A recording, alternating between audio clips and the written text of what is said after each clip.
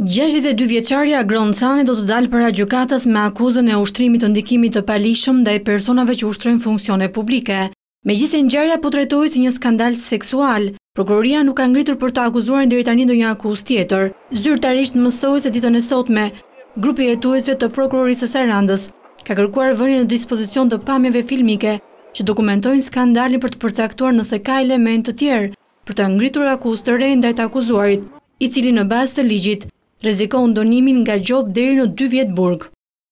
Premtimi, propozimi ose dhënia drejt për drejt ose tërthorasi i çfarëdo përfitimi të parregullt për vete ose për persona të tjerë, personit që premton ose siguron se është në gjendje të ushtrojë ndikim të paligjshëm në kryerjen e detyrës dhe marrjen e vendimave nga personat që ushtrojnë funksione publike, shqiptar ose të huaj, pavarësisht nëse është realizuar ushtrimi i ndikimit ose kanë ardhur apo jo pasojat e dëshiruara, përbëjnë vepër penale dhe dënohen me burgim nga 6 muaj deri në 2 vjet dhe me gjop nga 300.000 lekë deri në 1 milion lekë. Ish ushtaraku 62 vjeçar u arrestua dje nga policia e Sarandës. Mësohet se Cane deri më 15 korrik ka qenë një nga aktivistët pranë zyrës së Sarandës së deputetit socialist Koço Kokdhima.